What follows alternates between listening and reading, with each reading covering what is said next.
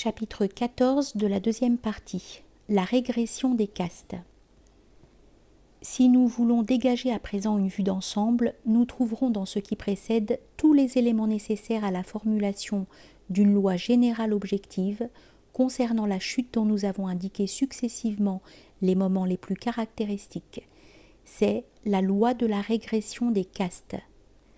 Le sens de l'histoire, à partir des temps pré-antiques, correspond exactement à la descente progressive du pouvoir et du type de civilisation de l'une à l'autre des quatre castes, les chefs sacrés, la noblesse guerrière, la bourgeoisie, économie, marchand, et les esclaves qui y correspondaient dans les civilisations traditionnelles à la différenciation qualitative des principales possibilités humaines.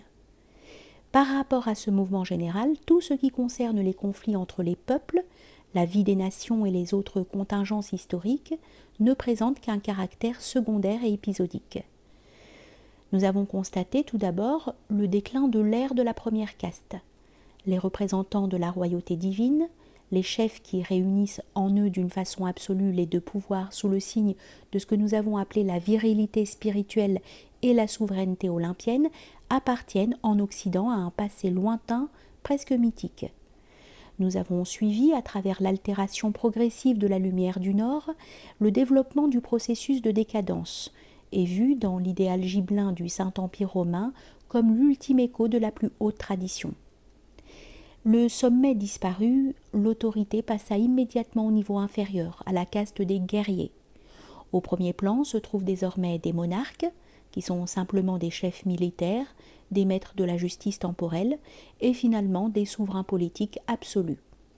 C'est la royauté du sang, non plus la royauté de l'esprit. Parfois subsiste la notion de droit divin, mais en tant que formule dépourvue de tout véritable contenu. Derrière des institutions qui ne conservaient que dans leurs formes extérieures les traits de l'ancienne constitution sacrée, on ne trouve le plus souvent, déjà dans l'Antiquité, que des rois de ce type. En tout cas, lors de la dissolution de l'œcumène médiévale, le passage dans la nouvelle phase devient en Occident général et définitif. La fides, ciment de l'État, perd à ce niveau son caractère spirituel pour ne garder qu'un caractère guerrier et un sens de loyalisme, de fidélité, d'honneur. Il s'agit essentiellement de l'ère et du cycle des grandes monarchies européennes. Seconde chute.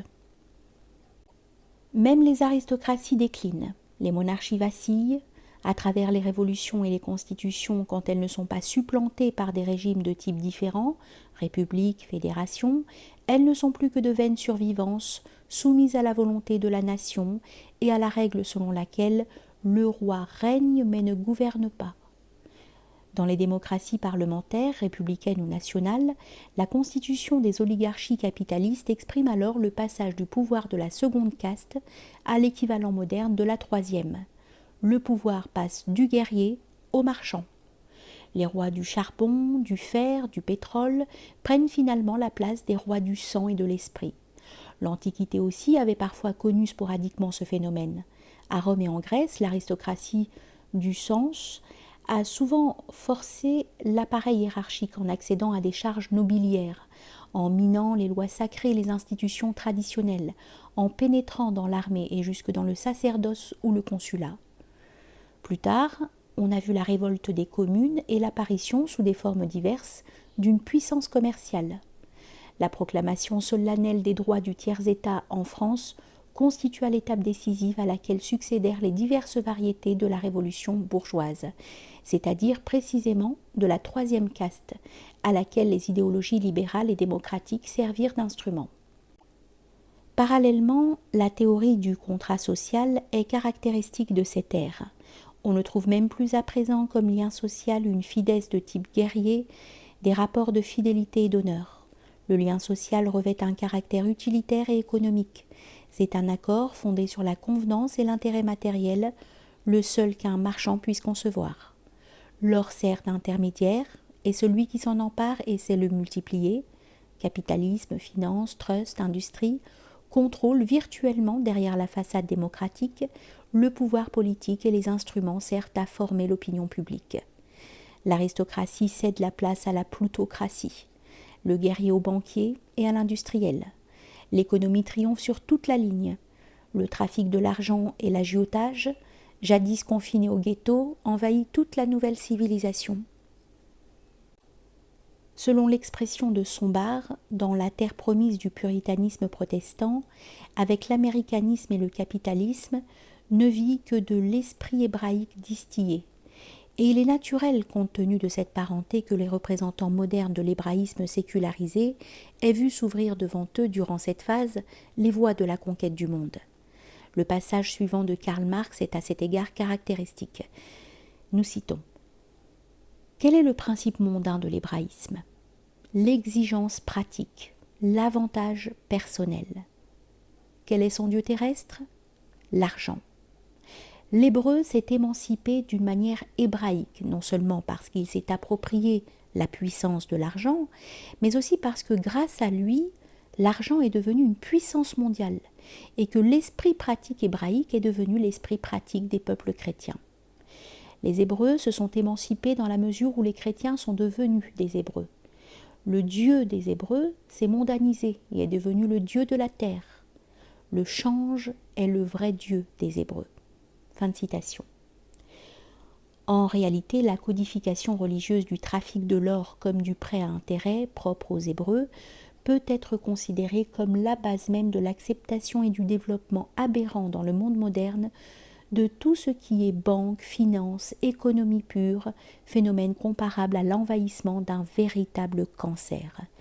Tel est le moment fondamental de l'époque des marchands. Enfin, la crise de la société bourgeoise, la lutte des classes, la révolte prolétarienne contre le capitalisme, le manifeste de la Troisième Internationale et l'organisation corrélative des groupements et des masses dans les cadres d'une civilisation socialiste du travail, marquent le troisième effondrement, par lequel le pouvoir tente à passer à la dernière des castes traditionnelles, à celle de l'homme de peine et de l'homme masse, ce qui entraîne comme conséquence la réduction de tous les horizons et de toutes les valeurs au plan de la matière, de la machine et du nombre. La révolution russe en est le prélude. Le nouvel idéal est l'idéal prolétarien d'une civilisation universelle communiste. Le réveil et l'irruption des forces élémentaires subhumaines dans les structures du monde moderne correspond au même sens que ce qui arrive à un individu qui ne supporte plus la tension de l'esprit, première caste, ne supporte pas même ensuite celle de la volonté en tant que pouvoir libre qui meut le corps, caste guerrière, s'abandonne aux forces subpersonnelles du système corporel, mais tout d'un coup se relève magnétiquement sous l'impulsion d'une autre vie qui se substitue à la sienne. Les idées et les passions du démos finissent par ne plus appartenir aux hommes. Elles agissent comme si elles avaient une vie autonome et redoutable et en se jouant d'elles à travers les intérêts ou les idéaux qu'elles pensent poursuivre, jettent les nations et les collectivités les unes contre les autres dans des conflits ou des crises dont l'histoire ne connaissait pas d'exemple, avec, à la limite, la perspective de l'écroulement total de l'international mondial placé sous les signes brutaux de la faucille et du marteau. Tels sont les horizons du monde contemporain. De même que l'homme ne peut vraiment être libre qu'en adhérant à une activité libre, de même en se concentrant sur des buts pratiques et utilitaires, sur des réalisations économiques et sur tout ce qui appartient en principe au domaine des seules castes inférieures, l'homme abdique, se désintègre, se décentre, se rouvre aux forces inférieures dont il est destiné à devenir rapidement, et sans même qu'il s'en aperçoive, l'instrument. La société contemporaine se présente précisément comme un organisme qui est passé du type humain au type subhumain, chez lequel toute activité et toute réaction est déterminée par des besoins et des tendances de la vie purement corporelle. Ces principes dominants coïncident exactement avec ceux qui étaient propres à la partie physique des hiérarchies traditionnelles, l'or et le travail. Les choses sont orientées de telle sorte que ces deux éléments conditionnent aujourd'hui, presque sans exception, toute possibilité d'existence et forgent des idéologies et des mythes qui font apparaître on ne peut plus clairement le degré de perversion de toutes les valeurs. La régression quadripartite n'a pas seulement une portée politico-sociale, mais se vérifie dans tous les domaines de la civilisation. En architecture, Elle est marquée par le passage du thème dominant du temple, première caste, à celui de la forteresse et du château, caste des guerriers, puis à celui de la cité communale entourée de murs, époque des marchands, et enfin celui de l'usine et des édifices rationalisés et sans âme, des ruches humaines de l'homme-masse. La famille, qui originellement avait eu un fondement sacré, revêt ensuite un caractère autoritaire, patria potestas au sens simplement juridique du terme, puis bourgeois et conventionnel avant de s'approcher de sa dissolution. On constate des phases analogues en ce qui concerne la notion de guerre, de la doctrine de la guerre sacrée et de la mors triomphalis, première caste, on passe à la guerre faite pour le droit et l'honneur de son prince, caste guerrière. Dans une troisième étape, ce sont les ambitions nationales liées aux plans et aux intérêts d'une économie et d'une industrie visant à l'hégémonie qui déchaîne les conflits, caste des marchands. Enfin, apparaît la théorie communiste qui considère la guerre entre nations comme un résidu bourgeois, la seule guerre juste étant la révolution mondiale du prolétariat contre la société capitaliste et soi-disant impérialiste, caste des esclaves. Dans le domaine esthétique d'un art symbolico-sacré associé à la voyance et à la magie, première caste, on passe à l'épopée, à l'art épique, caste des guerriers, puis à un art romantico-conventionnel, sentimental, érotico-psychologique, essentiellement forgé pour le plaisir du bourgeois, jusqu'à ce que se manifestent des conceptions sociales et engagées de l'art, vivant à un art de masse. Le monde traditionnel connaissait l'unité supra-individuelle propre aux ordres, et en dernier lieu, en Occident, aux ordres ascético-monastiques. Les ordres chevaleresques, caste des guerriers, leur succédèrent. Après ceci apparaît l'unité jurée des loges maçonniques en vue de la préparation des révolutions du tiers-État et de l'avènement de la démocratie. Enfin, le réseau des cellules révolutionnaires et activistes de l'Internationale communiste, dernière caste, ayant pour but la destruction de l'ordre précédent. Mais c'est sur le plan de l'éthique que le processus de dégradation est particulièrement visible. Alors que la première époque se caractérisait par l'idéal de la virilité spirituelle, l'initiation et l'éthique du dépassement du lien humain, alors que l'époque des guerriers reposait encore sur l'idéal de l'héroïsme, de la victoire et de la seigneurie, sur l'éthique aristocratique de l'honneur, de la fidélité et de la chevalerie, à l'époque des marchands, l'idéal devient l'économie pure, le gain, la prospérité et la science comme instrument d'un progrès technico-industriel au service de la production et de nouveaux gains, jusqu'à ce que l'avènement des esclaves élève à la hauteur d'une religion le principe de l'esclave, qu'est le travail. La haine de l'esclave va jusqu'à proclamer sadiquement que celui qui ne travaille pas ne mange pas. Et son idiotie, en se glorifiant elle-même, fabrique des encens sacrés avec les exhalaisons de la sueur humaine. Le travail élève l'homme, la religion du travail, le travail comme devoir social et éthique, l'humanisme du travail.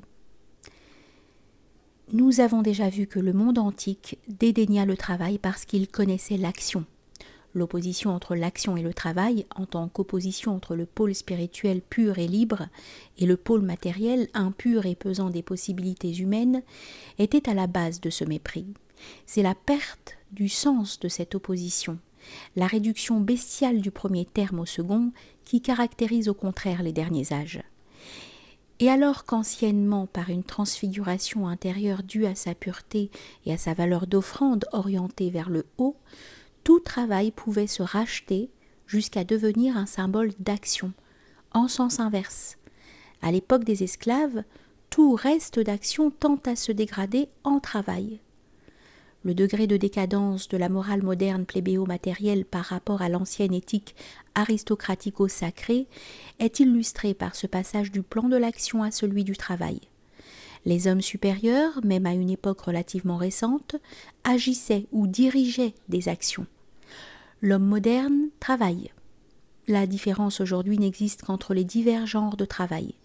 Il y a les travailleurs intellectuels et il y a ceux qui offrent leurs bras et travaillent à la machine. En même temps que la personnalité absolue, L'action dans le monde moderne est en train de mourir.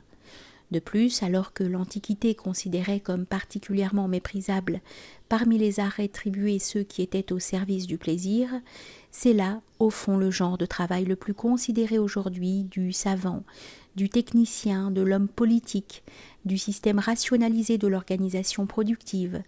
Le travail converge vers la réalisation d'un idéal d'animal humain.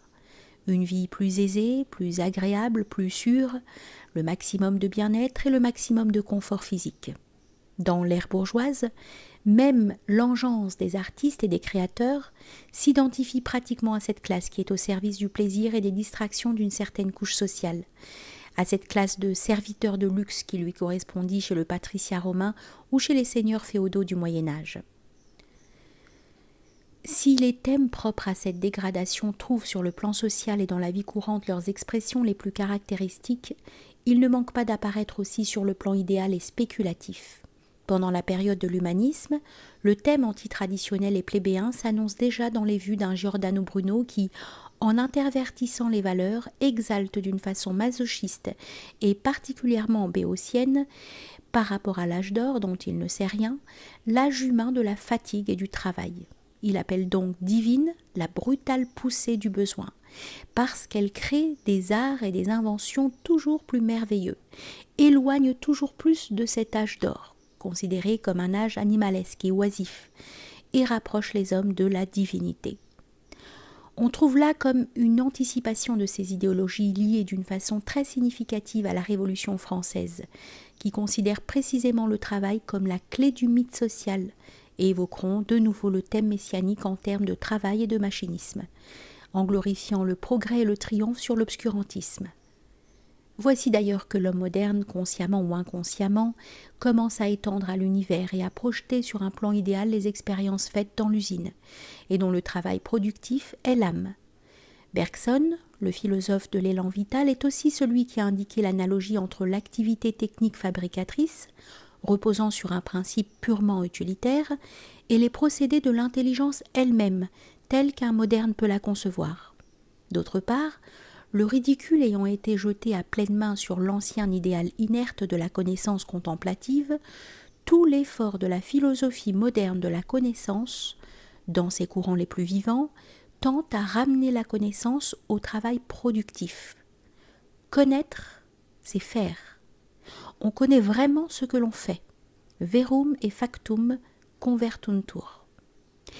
Et du fait que, selon l'irréalisme propre à ces courants, être signifie connaître, esprit veut dire mental, et que le processus productif et immanent de la connaissance s'identifie au processus de la réalité, ce qui se reflète jusque dans les régions les plus élevées et s'impose précisément comme vérité pour elles. C'est le mode de la dernière des castes, le travail productif divinisé. Il existe donc, sur le plan même des théories philosophiques, un activisme qui paraît être solidaire du monde créé par l'avènement de la dernière caste, solidaire de la civilisation du travail. Et en vérité, les idéologies modernes relatives au progrès et à l'évolution, et qui ont eu pour conséquence de pervertir avec une inconscience scientifique toute vision supérieure de l'histoire, de fomenter la destruction définitive des vérités traditionnelles, de créer les alibis les plus captieux pour la justification et la glorification du dernier homme, ne reflètent en général rien d'autre que cet avènement. Nous l'avons déjà dit, le mythe de l'évolution n'est pas autre chose que la profession de foi du parvenu. Si l'Occident considère désormais comme vérité non plus la provenance d'en haut mais la provenance d'en bas, non plus la noblesse des origines mais bien l'idée que la civilisation naît de la barbarie, la religion de la superstition, l'homme de la bête, la pensée de la matière, toute forme spirituelle de la sublimation ou transposition de la matière originelle de l'instinct, de la libido, des complexes de l'inconscient collectif, et ainsi de suite, il faut voir dans tout cela beaucoup moins le résultat d'une recherche déviée qu'un alibi, quelque chose que devait nécessairement être porté à croire et vouloir comme vrai, une civilisation créée par des êtres venant d'en bas, par la révolution des esclaves et des parias contre l'ancienne société aristocratique.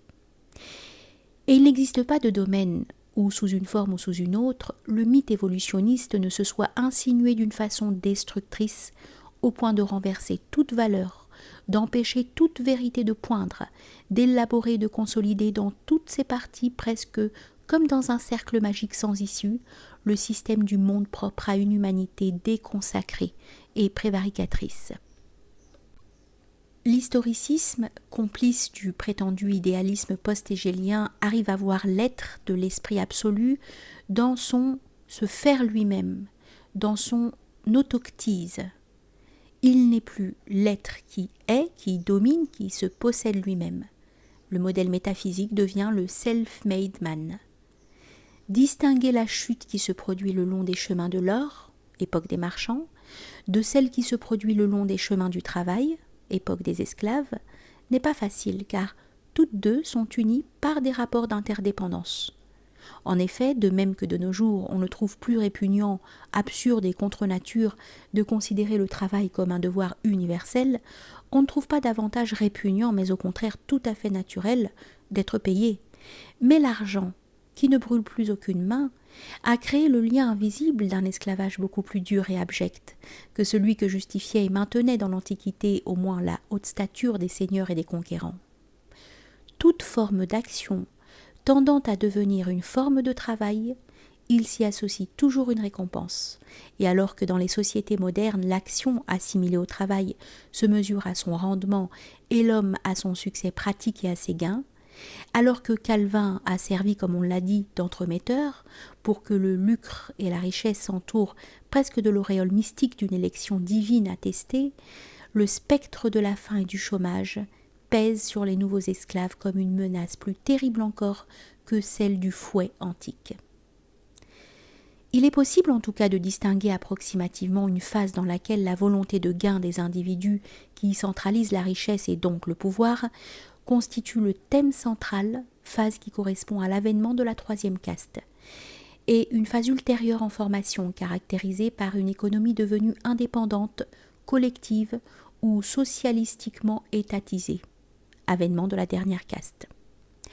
À cet égard, il est intéressant de remarquer que la dégradation du principe action, dans la forme propre aux castes inférieures, travail, production, s'accompagne souvent d'une dégradation analogue du principe ascèse. On voit naître une ascèse de l'or et du travail. L'un et l'autre, de moyens, deviennent des fins, des choses à aimer et à rechercher pour elles-mêmes. Travailler et poursuivre la richesse ne signifie même plus poursuivre indirectement le plaisir, mais devient une vocation et presque une mission dans certaines couches des nouvelles sociétés. On voit ainsi, en particulier en Amérique, certains capitalistes jouir moins de leur richesse que le dernier de leurs employés ou de leurs ouvriers. Il ne s'agit pas pour eux de posséder la richesse, d'être libre envers elle et de s'en servir pour déployer certaines formes de magnificence, de qualité, de sensibilité pour diverses choses, précieuses et privilégiées comme c'était le cas dans les aristocraties. Loin de là, ils n'en sont pour ainsi dire que les simples administrateurs. Dans la richesse, ces êtres ne poursuivent que la possibilité d'une activité plus grande. Ils sont comme des instruments, impersonnels et ascétiques dont l'activité est vouée à recueillir, à multiplier et à lancer dans des filets toujours plus vastes qui renferment parfois des millions d'êtres et les destins des nations, les forces sans visage de l'argent et de la production. Fiat productio pereat homo, dit justement Sombart, en exposant le processus par lequel les destructions spirituelles, le vide même que l'homme devenu homme économique et grand entrepreneur capitaliste s'est créé autour de lui, le contraignent à faire de son activité même gain, affaire, rendement, une fin, à l'aimer et à la vouloir pour elle-même, sous peine d'être pris par le vertige de l'abîme, par l'horreur d'une vie totalement dénuée de sens. La relation de l'économie moderne avec la machine est également caractéristique d'une situation où les forces déclenchées dépassent les plans de celui qui les a originellement évoquées et entraînent tout avec elles. Une fois que tout intérêt pour ce que la vie peut donner dans l'ordre d'un plus que vivre eût été perdu ou tourné en dérision, il ne devait rester, comme unique point de repère, que le besoin de l'homme, au sens purement matériel et animal, au principe traditionnel de la limitation du besoin dans les cadres d'une économie normale, c'est-à-dire d'une économie équilibrée de consommation, devait se substituer le principe de l'acceptation et de la multiplication du besoin, en étroite relation avec la révolution industrielle et l'avènement de la machine. La machine a conduit automatiquement de la production à la superproduction, du fait de l'éveil simultané de l'ivresse activiste, du fait aussi du circuit de l'argent qui se multiplie par la production pour se relancer ensuite dans d'autres investissements productifs, se multiplier encore, se relancer, et ainsi de suite. On en est arrivé au point où les rapports entre le besoin et la machine, ou travail, se sont complètement renversés. Ce n'est plus le besoin qui demande le travail mécanique, mais c'est le travail mécanique, la production, qui a besoin du besoin. Dans un régime de superproduction, pour que tous les produits soient vendus, il faut que les besoins des individus, loin d'être réduits, soient maintenus et même multipliés, afin que l'on consomme toujours plus et qu'on tienne toujours le mécanisme en mouvement sous peine d'arriver à un embouteillage fatal qui entraîne l'une ou l'autre de ces deux conséquences. La guerre, comprise comme moyen d'assurer par la violence des débouchés à une plus grande puissance économique et industrielle qui manque d'espace, ou bien le chômage, des armements industriels en face de la crise de placement et de consommation, avec ses conséquences diverses crises et tensions sociales particulièrement favorables au soulèvement du quatrième État. Ainsi, l'économie a agi dans l'essence intérieure de l'homme moderne et à travers la civilisation créée par lui, à l'instar du feu qui se transmet d'un point à un autre tant que tout ne brûle pas. Et la civilisation correspondante, en partant des foyers occidentaux, a étendu la contagion à toutes les terres encore saines, a apporté l'inquiétude, l'insatisfaction, le ressentiment, l'incapacité de se posséder dans un style de simplicité, d'indépendance et de mesure, la nécessité d'aller sans cesse plus avant et sans cesse plus rapidement au sein de toutes les couches sociales et de toutes les races.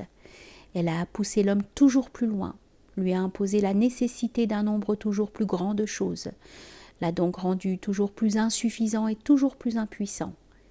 Chaque nouvelle invention, chaque nouvelle trouvaille technique, au lieu d'être une conquête, marque une nouvelle défaite, est un nouveau coup de fouet destiné à rendre la course encore plus rapide et plus aveugle.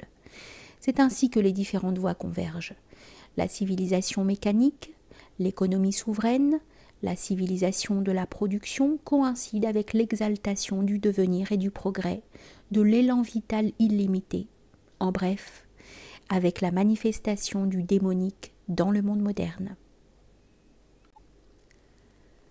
En matière d'ascèse dégradée, il convient de signaler l'esprit d'un phénomène propre au plan du travail, c'est-à-dire de la quatrième caste. Le monde moderne connaît une sorte de sublimation du travail, grâce à laquelle même celui-ci devient désintéressé, se dissocie du facteur économique et même de la notion d'une fin pratique ou productive et devient donc lui aussi une sorte d'ascèse. Il s'agit du sport.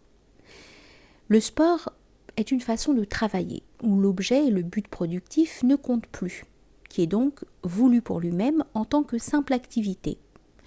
On a dit avec raison qu'il représente la religion de l'ouvrier. Le sport est une contrefaçon typique de l'action entendue au sens traditionnel. Bien que travail à vide, il n'en garde pas moins la vulgarité du travail et appartient, comme lui, à la souche privée de lumière, irrationnelle et physique, des activités qui s'exercent dans les différents foyers de la contamination prolétarienne. S'il parvient parfois dans ses culminations à l'évocation fragmentaire de forces profondes, il ne s'agit toutefois que de la jouissance de la sensation, du vertige, tout au plus de l'ivresse de diriger les énergies et de vaincre sans aucune référence supérieure et transfigurante, sans avoir le sens d'un sacrifice ou d'une offrande qui désindividualise. L'individualité physique est au contraire flattée et renforcée par le sport. La chaîne est donc consolidée et tout vestige de sensibilité plus subtile étouffe. L'homme tend à perdre son caractère d'être organique, à se réduire à un faisceau de réflexes, presque à un mécanisme. Et si ce sont précisément les couches les plus basses de la société qui montrent le plus de frénésie pour le sport, surtout sous la forme de grandes manifestations collectives, cela n'est pas sans signification. On pourrait voir dans le sport un des signes précurseurs de ce type de société dont parle Shigalev dans Les Possédés de Dostoïevski, où, après le temps nécessaire pour une éducation méthodique et raisonnée destinée à éliminer de chacun le mal constitué par le moi et par le libre arbitre, les hommes, ne s'apercevant plus qu'ils sont esclaves, reviendraient à l'innocence et à la félicité d'un nouvel Éden, différent de l'Éden biblique par le seul fait qu'ils seraient soumis à la loi générale du travail. Le travail comme sport et le sport comme travail dans un monde qui ne connaît pas de cieux et qui a perdu toute trace du véritable sens de la personnalité, serait en effet la meilleure façon de réaliser un idéal messianique de ce genre. Il est significatif que dans beaucoup de sociétés nouvelles aient surgi d'une façon spontanée ou sur l'initiative de l'État de vastes organisations sportives variées d'appendices des diverses classes de travailleurs et lieux de rencontre entre les deux domaines du travail et du sport.